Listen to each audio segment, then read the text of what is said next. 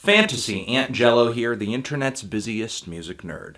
And it's time for a review of the new Electric Wizard album, Time to Die. Electric Wizard is a UK-based stoner and doom metal band. They've been active, dropping albums since the 90s, and in this time period they have released some of the most celebrated music in the genre, including albums like Dope Throne or Come My Fanatics, as well as Witch Cult Today, a record that didn't drop not too long ago. Electric Wizard's sound and music hold a very special place in my heart and my record collection, but with their last full-length album, Black Masses, though it was a fan pleaser, in my opinion, it was kind of running thin on ideas. Thanks to Electric Wizard's best records, they have very deservingly hit this godlike status in the doom metal world. And now that they've kind of hit that perfect sound through albums like Dope Throne, they have stuck pretty passionately to it, understandably. There are loads of occult imagery in their music, slow, brooding, heavy guitar riffs built up into this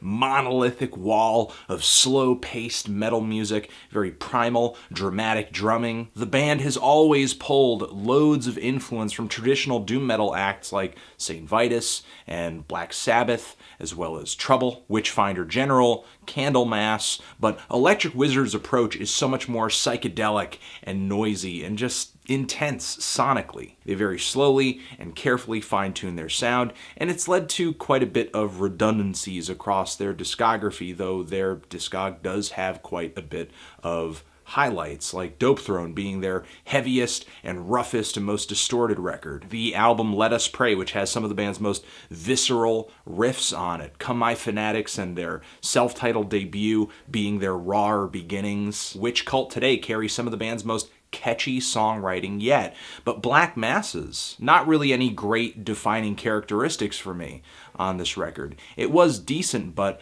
I was kind of turned off by the thin, brittle, echo-soaked vocals that kind of reminded me of like an OC's record. The riffs really weren't anything new or refreshing or exciting, and the production was even a little more lo-fi than I would have liked it to be. And in a lot of ways, Time to Die is like the slightly less entertaining sequel to Black Masses. This album is equally fuzzy in my opinion and gets lost in its own haze just as much or maybe even a little bit more. The drums and the riffs are nowhere near as clear and as punchy and as resonant as they are on a record like We Live, and the vocals serve even less purpose here. Again, they're just really echo-drenched and brittle and distorted a lot of the time and just get lost in the guitars. There are some moments where the lyrics are catchy or memorable or just incredibly sinister, most notably on the title track to this LP, a track that is a highlight for me on this record because compositionally it feels like a bit of an extension of the song. But the vocals contribute almost nothing on the song I Am Nothing. They're just super aimless and unintelligible, and it feels like Electric Wizard is just kind of letting the vocals suffer at the hands of the guitars. Occasionally there's a very eerie mellotron or keyboard that might make its way into a track. The keyboard really kind of steals the spotlight on the closing song of this record, where you have these keys playing sort of very loosely and lazily against Electric Wizard's sort of toned down rock instrumentation. But outside of this, as far as the guitars and the drums go, Time to Die is very wash, rinse, and repeat for Electric Wizard. Once again, just like on Black Masses, the sound is noticeably subpar, which kind of strips away the viscera from some of these tracks, especially the songs that are longer, that feel more jam and grooved based. Instead of the song actually feeling louder and more intense as it plods along, I feel like we're just kind of getting the same continual flat wall of fuzz, which at times on this record can be pretty unrewarding. Plus there are moments like Sadia Witch and Lucifer Slaves where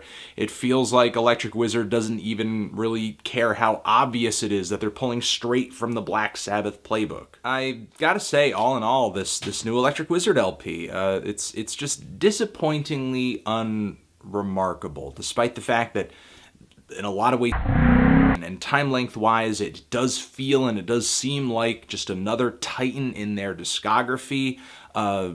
it just seriously lacks on delivery. Whether it be because of the production or the vocals or the composition, the brooding attitude and mood isn't there. The fear isn't there. The sinister vibe isn't there. The evil doesn't really feel like it's there, though there are some pretty menacing vocal snippets and audio recordings on this album. Musically, though, it's just pretty unremarkable.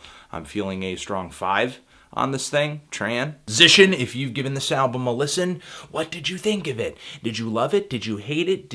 Why? And let me know what I should review next. Anthony Fantano, Electric Wizard, forever.